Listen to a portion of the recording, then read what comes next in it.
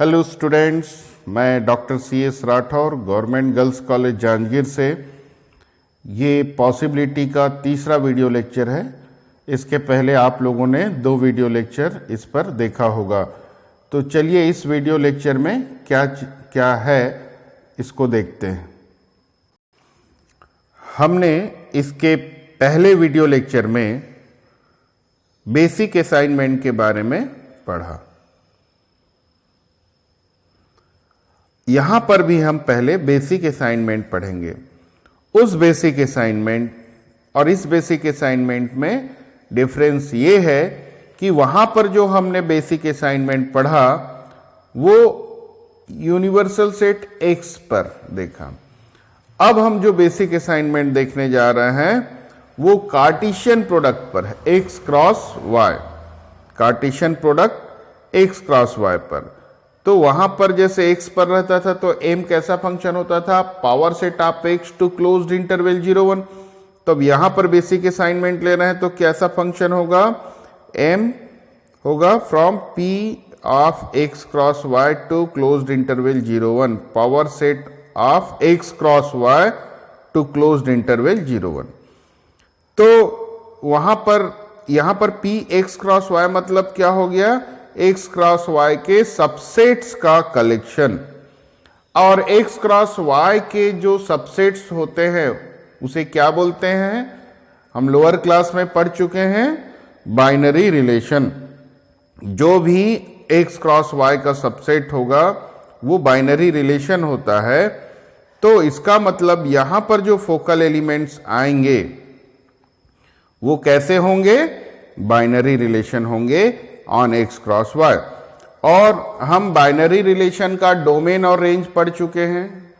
Domain क्या होता है, इफ XY R का मेंबर्स है तो जितने भी मेंबर्स R में हर पेयर का जो फर्स्ट प्लेस पे एलिमेंट होता है उनका कलेक्शन ले तो वो डोमेन कहलाता है। और सेकंड प्लेस में जो एलिमेंट्स होते हैं उनका कलेक्शन ले तो वो उस रिलेशन का रेंज कहलाता है। तो यहां पर रेंज ना बोल के, डोमेन ना बोल के उसको प्रोजेक्शन के नाम से जानते हैं। जैसे हम वहां जो जिसको डोमेन बोलते थे यहां पर बोलते हैं projection of R on X। और डिनोट किससे करते हैं, RX, projection of R on X। और रेंज जो बोलते थे वहां पर उसको यहां पर बोलते हैं projection of R on Y, जिसे हम RY से डिनोट करते हैं। तो ये RX और RY जो डोमेन और रेंज होते हैं। देख लेते हैं इसका डेफिनेशन। RX कैसे एलिमेंट्स का सेट है, जितने R में मेंबर्स हैं, पेयर हैं, R रिलेशन है तो पेयर टाइप के एलिमेंट्स का कलेक्शन है। जिसके फर्स्ट प्लेस में क्या है, X, उसी टाइप के एलिमेंट्स का कलेक्शन। और सेकेंड प्लेस में जो एलिमेंट्स है उसका कलेक्शन RY। तो क्लियर हो गया होगा, प्रोजेक्शन कुछ और नहीं है, उस रिलेशन का डोमेन और रेंज ही है। अब हम वैसे ही उस बेसिक असाइनमेंट का प्रोजेक्शन देखते हैं X पर। तो X पर प्रोजेक्शन देख रहे हैं जिसको हम MX से डिनोट कर रहे हैं। तो यहां पर क्या होगा कि ये जो प्रोजेक्शन है M का वो सेट X पर काम करेगा। मतलब PX के मेंबर्स का हम असाइनमेंट निकालेंगे इस प्रोजेक्शन MX के रिस्पेक्ट में। तो कैसे निकलेगा, A का निकालना है असाइनमेंट MX के रिस्पेक्ट में। तो हम क्या करेंगे, ऐसे रिलेशंस देखेंगे जिसका डोमेन इस सेट A के इक्वल है, या projection of R on X A है तो ऐसे ही R के असाइनमेंट का सम होता है। और MY, Y का प्रोजेक्शन, Y पर प्रोजेक्शन होता है। तो Y पर प्रोजेक्शन है तो किसका असाइनमेंट निकलेगा, PY के मेंबर्स का।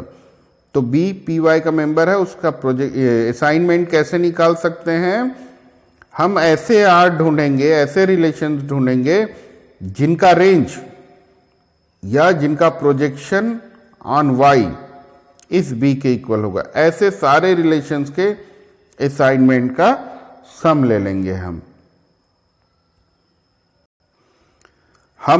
वहां पे बेसिक असाइनमेंट जब पढ़े थे तो एक और डेफिनेशन पढ़े थे, body of evidence.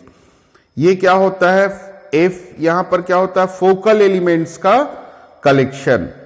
Focal elements जो एम के रिस्पेक्ट में जो फोकल एलिमेंट्स होंगे उनका कलेक्शन एफ होता है। फोकल एलिमेंट्स किसको बोलते हैं, जिसका basic assignment strictly greater than 0 होता है।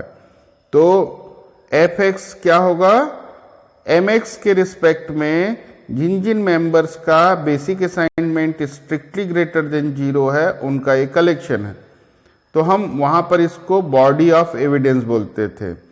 तो ये दोनों दो बॉडी ऑफ एविडेंस हो गया, यहां पर इसको मार्जिनल बॉडीज ऑफ एविडेंस बोला जाता है। अब ये नॉन इंटरेक्टिव होता है, इसको नॉन इंटरेक्टिव कब कहा जाता है, देखिए, if for all A belongs to F X and for all B belongs to F Y. F X के सारे मेंबर और एफ वाई के माने फोकल एलिमेंट्स हैं, इस फोकल एलिमेंट्स है यानी इसका जो असाइनमेंट है वो स्ट्रिक्टली ग्रेटर देन 0 है दोनों का। तो सारे दोनों के सारे फोकल एलिमेंट्स के लिए कौन सा कंडीशन होल्ड करे, M of A cross B. M तो एक्स क्रॉस वाई पे असाइनमेंट है, इसलिए एक्स क्रॉस वाई का सबसेट ए क्रॉस बी ले लिए। तो ए क्रॉस बी का असाइनमेंट निकालना है तो ए का असाइनमेंट एक एम एक्स के रिस्पेक्ट में, बी का असाइनमेंट एम वाई के रिस्पेक्ट में निकाल के प्रोडक्ट करें और ये प्राप्त हो जाए।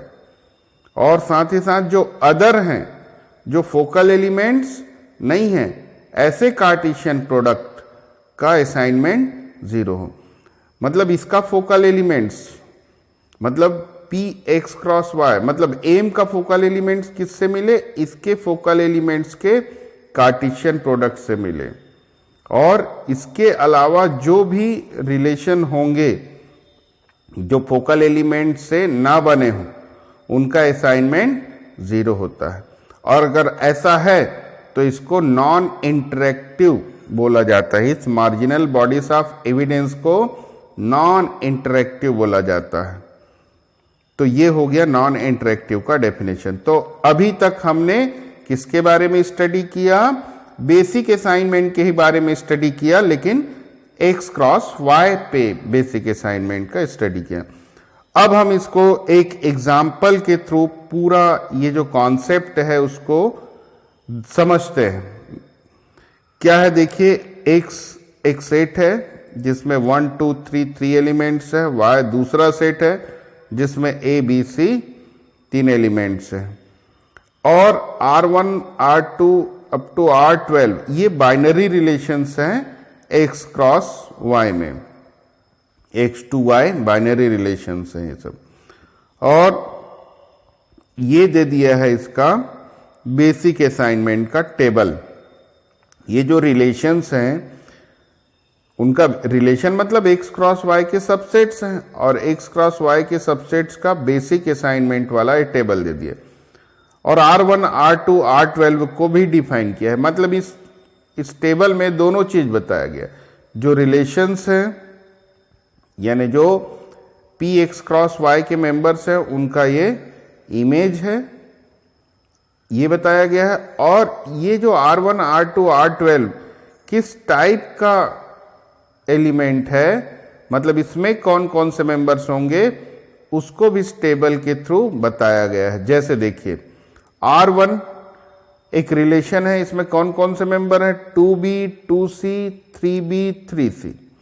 इस R1 में 4 मेंबर है, मतलब जहां जहां 1 दिख रहा है उस रो में उसके करस्पॉन्डिंग जो एलिमेंट्स यहां दिखाई दे रहे हैं वही एलिमेंट्स R1 में होंगे। अब R2 में देखिए कौन कौन सा मेंबर होगा बताइए, 2A और 3A, 2 ही मेंबर्स होंगे। और रेंडमली देख लेते हैं R7 में कौन कौन सा मेंबर होगा, 1A और 3A, 2 ही मेंबर्स होंगे। तो अब आप लोगों को ये टेबल समझ में आ गया होगा। अब चलिए देखते हैं जो कॉन्सेप्ट हमने पढ़ा उसको। क्या पढ़ा था, बेसिक असाइनमेंट का प्रोजेक्शन ऑन एक्स। तो एक्स पे प्रोजेक्शन है ये mx। अब x पे प्रोजेक्शन है तो x के सबसेट्स का इमेज निकालेंगे। अब x के सबसेट्स, अब सेट x के तो यहां पर कितने सबसेट्स हो सकते हैं? 8 सबसेट। हम 8 में से 1-2 सबसेट्स का यहां पर बता रहे हैं mx निकालना, बाकी के आप लोग बाकी के सबसेट्स का आप लोग खुद निकाल के देखेंगे। तो देखिए यहां पर एक सबसेट है 2 3, 2 3 का हम निकालते हैं mx के रिस्पेक्ट में इमेज।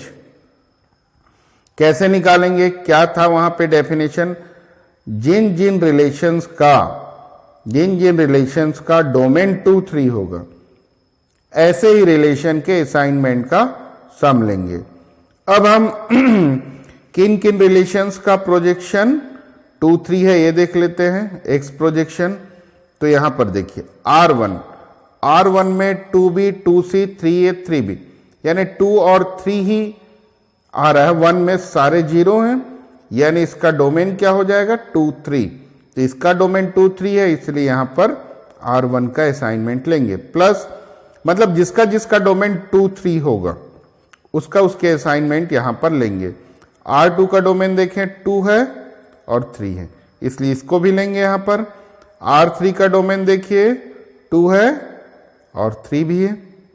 1 में सारे मेंबर्स 0 दिखाई दे रहे हैं, माने इसका ये 1 बिलोंग नहीं कर रहा है, तो 2 3 है। अब R4 में देखिए 1 आ गया, तो 1 तो यहाँ है नहीं, तो उसको छोड़ देंगे। R5 में देखिए 1 है, 1 है, 1 है, 1 है, सब में 1 है, बाकी सिर्फ R1 R2 R3 में 2 और 3 है डोमेन, तो इसलिए सिर्फ R1 R2 R3 के असाइनमेंट का सम। अब R1 का असाइनमेंट कितना है? 0.0625, R2 का भी 0.0625, R3 का 0.125। इन सब को ऐड कर लेते हैं तो 0.25 मिल जाता है। चलिए एक और एग्जाम्पल देख लेते हैं 1 2 का। हमको 1 2 का क्या निकालना है? असाइनमेंट निकालना है mx के रिस्पेक्ट में। तो कैसे निकालेंगे? अब 1 2 किसका किसका डोमेन है देखें। R1 R2 R3 का तो डोमेन है नहीं। R4 का डोमेन देखें 1 है और 3 है इसलिए नहीं, लेकिन हम यहाँ 1 2 ले रहे हैं, सॉरी। अब R5 देखें 1 और 2, बाकी 3 वाला 0 है, तो इसका डोमेन 1 2 आ रहा है R5 का, इसलिए R5 ले लिए। R6 का देखते हैं 1 2 भी आ जा रहा है, सॉरी 3 भी आ जा रहा है, इसलिए नहीं लेंगे। R7 में 1 और 3 आ जा रहा है। R8 में 1 और 2 आ रहा है, तो R8 को ले लेंगे। R9 को देखें, R9 में 1 2 3 भी आ जा रहा है। R10 में 1 और 3 आ रहा है। R11 में 1 और 2, R11 में 1 और 2 आ रहा है, ये तो 3a 3b 3c 0 0 है, तो 1 और 2 आ रहा है, इसलिए R11 ले लेंगे। तो R12 भी देख लेते हैं। R12 में तो 1 2 3 आ जाएगा, डोमेन सब में 1 1 है, तो और इसलिए उसको नहीं लेंगे। तो R5 R8 और R11 का डोमेन 1 2 आ रहा है, उनके असाइनमेंट को यहाँ लिख के सम कर देंगे तो 0.3 आ जाता है। तो ऐसे निकाला जाता है। तो मुझे लगता है आप लोगों को ये क्लियर हो गया होगा, और एक बार फिर से मैं रिपीट कर देता हूं। हम जब 2 3 का निकालेंगे, किसी भी सबसेट का निकालेंगे, अभी एग्जाम्पल 2 3 का लिए हैं, 2 3 का अगर आप लोगों को mx इमेज निकालना है तो हमको ऐसे रिलेशंस ढूंढने होंगे जिसका डोमेन 2 3 है या प्रोजेक्शन ऑन x 2 3 है। तो इसका देखिए R1 का प्रोजेक्शन 2 और 3, क्योंकि 0 0 है 1 में 0 0 है तो 1 तो हो ही नहीं सकता। इसमें भी 1 0 0 है, सिर्फ 2 और 3 में है। इसमें भी 2 और 3 बस में, बाकी में 1 आ जा रहा है। तो सिर्फ 2 और 3 जिसका डोमेन है वही रिलेशंस के असाइनमेंट का सम लिए हैं। तो अब एक बार आप लोग भी और अदर सबसेट्स के लिए ट्राई कीजिए, जरूर बनेगा। तो चलिए अब देखते हैं my का। अभी हमने mx के रिस्पेक्ट में निकाला my क्या है? प्रोजेक्शन ऑन y है, तो y के सबसेट्स का हम निकालेंगे असाइनमेंट। y के सबसेट्स का असाइनमेंट निकालना है तो y के क्या सबसेट्स हो सकते हैं? ABC के जो सबसेट्स होंगे, तो ABC का सबसेट सिंगलटन सेट A ही है, ABC भी है, BC भी है, A भी है, 8 सबसेट्स होंगे। उसमें से मैं यहां पर 3 सबसेट्स का निकाल के बताया हूं। तो चलिए पहले देखते हैं A का बेसिक असाइनमेंट निकालना My के रिस्पेक्ट में। तो हम क्या देखेंगे? ऐसे रिलेशंस ढूंढेंगे जिनका रेंज A है। अब देखिए ढूंढते रेंज A, इसका तो B और C आ जा रहा है, इसका A और A, हाँ इसका हो रहा है सिर्फ 1 कहां पर है? A के पास है 2A में, और कहां पर है? 3A में। मतलब इसका रेंज क्या आ जाएगा? A, इसलिए वहां पर R2 को लेंगे। और देखते हैं इसमें तो ABC तीनों आ जा रहा है, R3 में, R4 में B और C आ जा रहा है, R5 में भी B और C आ जा रहा है, R6 में भी आ रहा है, R7 में A के पास आ रहा है 1 और यहां भी A के। तो R7 का भी रेंज क्या है? A है। R8 का भी देखिए, R8 में भी A के पास आ रहा है, तो R8 का भी रेंज क्या है? A है। अब R9 का देखते हैं, R9 का भी A ही है, तो और बाकी का नहीं है। तो ये कौन कौन से रिलेशंस का रेंज A है? R2, R7, R8, R9। इन चारों के असाइनमेंट को यहां लिख के सम कर देंगे, आ जाएगा। वैसे ही हमको अगर ABC का असाइनमेंट निकालना है तो क्या करेंगे? ऐसे रिलेशंस देखेंगे जिसका रेंज क्या है? जिसका रेंज क्या है? ABC है। तो अब आप लोगों से ये दोनों बन जाएगा। ये मैं बना के बताया हूं, आप लोग स्क्रीनशॉट लेके भी समझ सकते हैं, या ये एग्जाम्पल आप लोगों को बुक में भी मिल जाएगा। अब हम ये चेक करते हैं कि ये जो body of marginal bodies of evidence लिए हैं यहां पर Fx, Mx और Fy, My, वो नॉन इंटरेक्टिव है कि नहीं। तो नॉन इंटरेक्टिव कैसे चेक करेंगे? हम एक रिलेशन लेते हैं, कोई भी रिलेशन ले सकते हैं। ये रिलेशन लिए हैं, R1 देख सकते हैं कैसे लिए। R1 में कौन कौन सा member? 2B, 2C, 3B, 3C। हम यहां पर वही चीज लिए, 2B, 2C, 3B, 3C। अब इसको हम क्या कर सकते हैं? किसके प्रोडक्ट के फॉर्म में लिख सकते हैं? 2, 3 क्रॉस BC, इनका प्रोडक्ट करिए, ये आएगा। अब इसका इमेज लें, तो ये किसमें डिफाइन है? X क्रॉस Y में, इसलिए M लेंगे। ये किसका सबसेट है? X का, इसलिए MX लेंगे। ये किसका सबसेट है? Y का, तो MY लेंगे। MX 2, 3 हम निकाले हैं अभी एग्जाम्पल में, देखिए 0.25 निकाले MX 2, 3। और BC, MY BC हमने क्या निकाला? 0.25। तो हम यहाँ पे पुट कर देते हैं 0.25 का प्रोडक्ट 0.0। तो R1 का क्या आ रहा है? हम कैलकुलेट कर रहे हैं, तो 0.0625। और जो गिवन है R1 का असाइनमेंट, वो भी 0.0625। मतलब जो हमने ये डेफिनेशन देखा था नॉन इंटरेक्टिव होने का, ये देखिए MXA dot MYB equal to M, इस कंडीशन को यहां ये होल्ड कर रहा है, देखिए होल्ड कर रहा है। और इसीलिए और भी अदर एग्जाम्पल हम देख सकते हैं। मैं एक एग्जाम्पल बता दिया R1 को लेके, वैसे ही मैं यहाँ पे R10 को भी लिया हूँ। तो R10 का, R5 का, R6 का जितने रिलेशन सबको देख सकते हैं, वो इस कंडीशन को सेटिस्फाई कर रहा है। इससे क्या क्लियर होता है कि ये जो मार्जिनल बॉडीज ऑफ एविडेंस है वो नॉन इंटरेक्टिव हैं। तो जो कॉन्सेप्ट हमने स्टार्टिंग में पढ़ा उसका ये एग्जाम्पल भी कंप्लीट हो गया। अब देखते हैं पॉसिबिलिटी थ्योरी।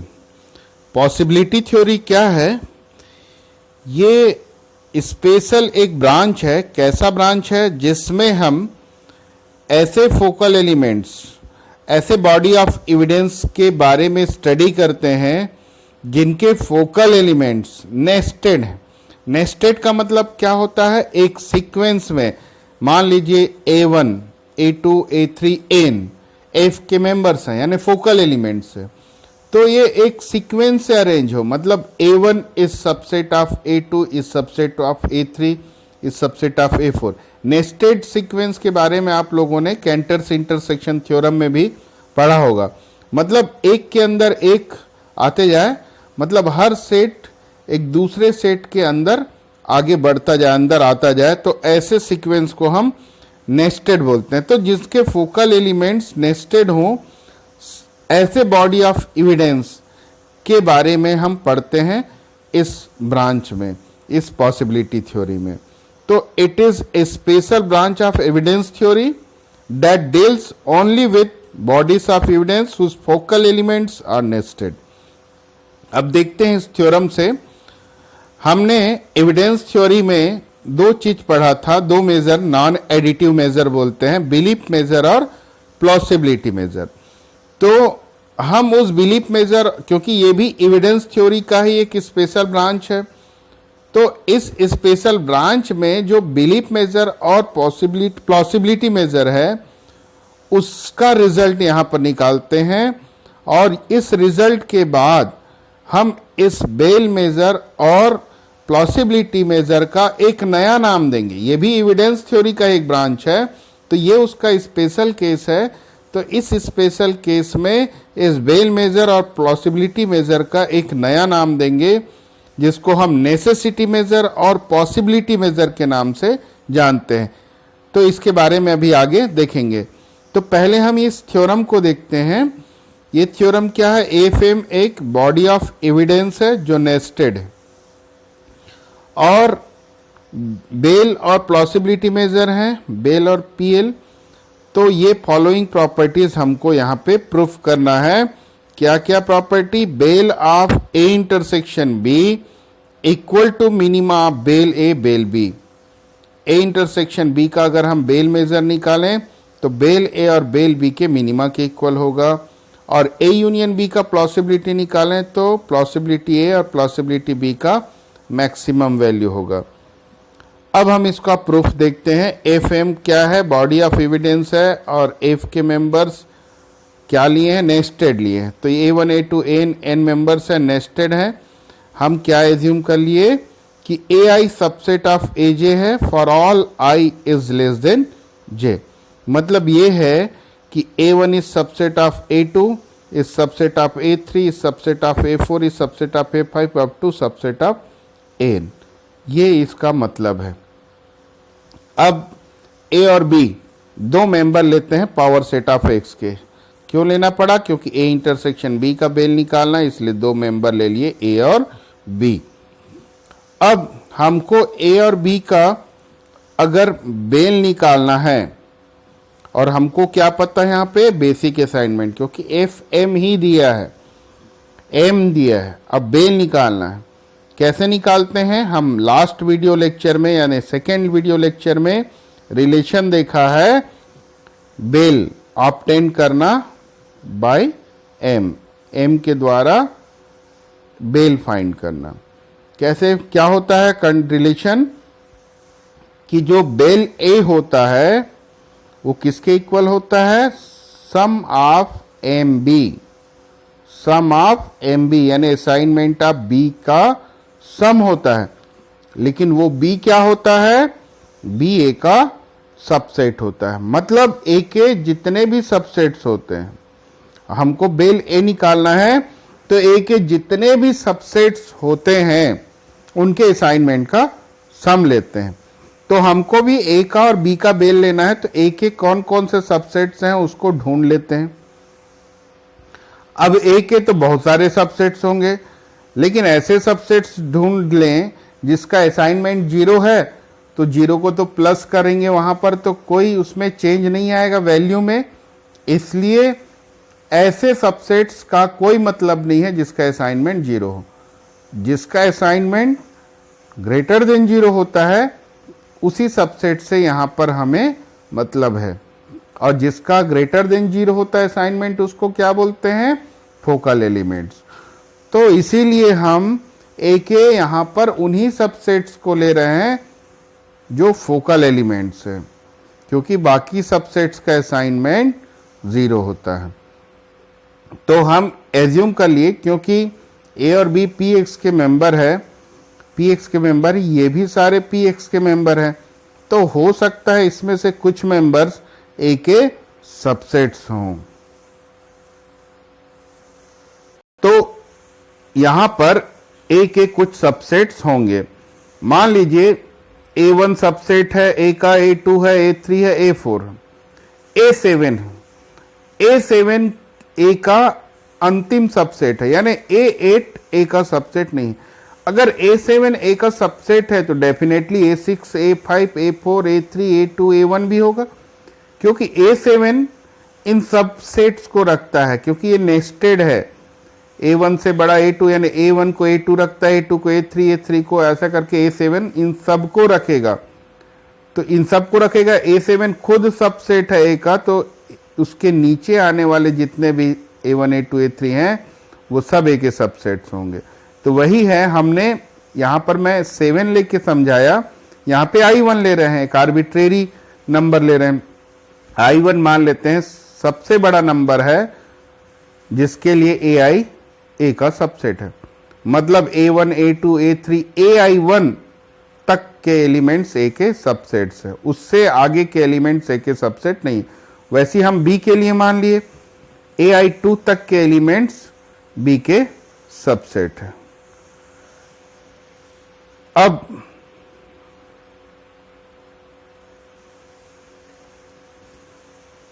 अब देखिए A इंटरसेक्शन B का सबसेट होगा। AI किसका सबसेट है?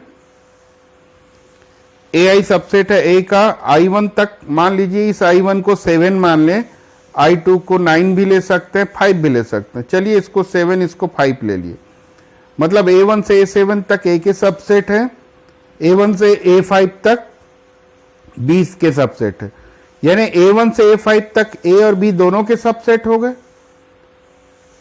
ये 7 तक के सबसेट है A के, और यहाँ A1, A2, A3, A4, A5 B के सबसेट है। तो दोनों को मिला दें तो A1, A2, A3, A4, A5 A का भी सबसेट है और B का भी सबसेट, यानी दोनों में जो नंबर छोटा है I1 और I2 में, वहां तक के एलिमेंट दोनों के सबसेट है। दोनों सबसेट है यानी इंटरसेक्शन के सबसेट्स हैं। तो A इंटरसेक्शन B का सबसेट होगा, लेकिन कहां तक? दोनों में जो छोटा नंबर होगा वहां तक। क्लियर हो गया होगा? अब bel of A intersection B निकालना, तो क्या लेंगे? A इंटरसेक्शन B के सबसेट्स के असाइनमेंट का सम। आप लोगों को फिर से एक बार रिपीट कर दूं, आप लोगों को लग रहा होगा A इंटरसेक्शन B के क्या इतने ही सबसेट्स हैं? और भी तो सबसेट्स होंगे जो फोकल नहीं होंगे।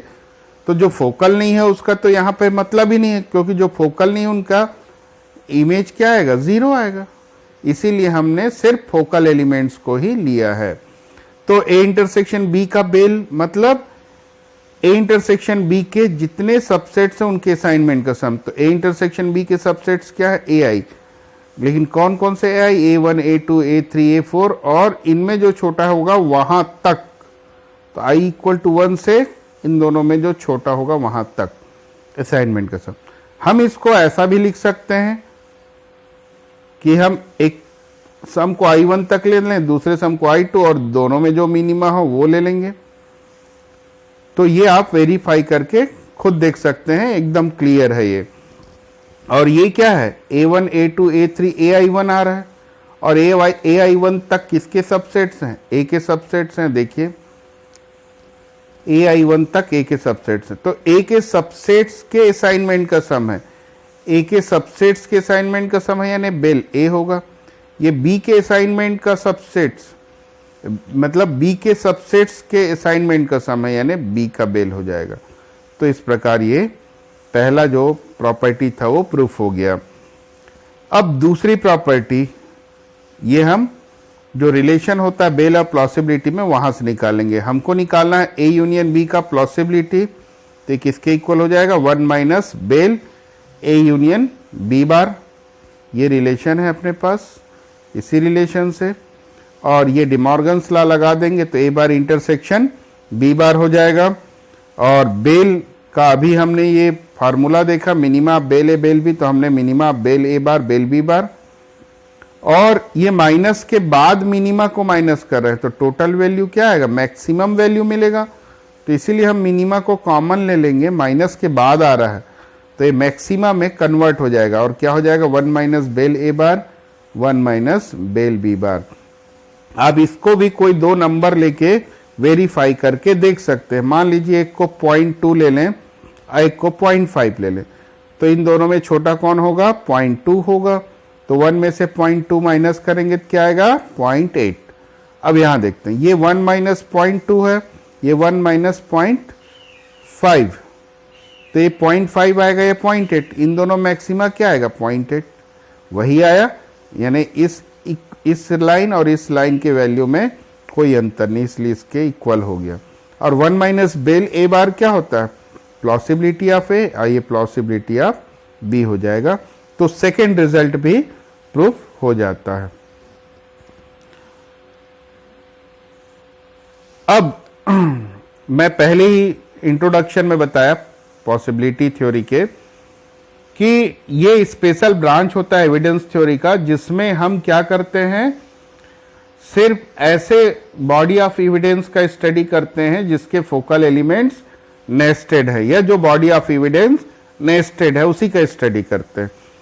तो वास्तव में ये स्पेशल, वहां पे प्लॉसिबिलिटी मेजर और बिलीफ मेजर पढ़ा था, तो उसी को यहां पे एक नया नाम दिया गया है। जो बिलीफ मेजर उसको यहां नेसेसिटी मेजर का नाम दिया गया है। जैसे bel of A intersection B equal to minima bel A bel B अभी प्रूफ किया, तो यहां पर उसकी जगह नेसेसिटी का NEC ये लेते हैं। तो necessity measure of A intersection B equal to minima of necessity A necessity B. Possibility of A union B equal to, ये प्लॉसिबिलिटी की जगह यहां पर पॉसिबिलिटी आ जाता है। तो है वही चीज, स्पेशल केस के कारण इसका एक नया नाम दिया गया है और इसी को जनरलाइज कर दिया। यहां तो दो सेट का इंटरसेक्शन और यूनियन है, यहां पे आर्बिट्रेरी इंटरसेक्शन रहेगा तो मिनिमा की जगह जनरलाइज कर देंगे तो इन्फीमम आ जाएगा, मैक्सिमा की जगह सुप्रीमम आ जाएगा। तो ये है जो नया मेजर नेसेसिटी और पॉसिबिलिटी, उसका ये फार्मूला है, समझिए।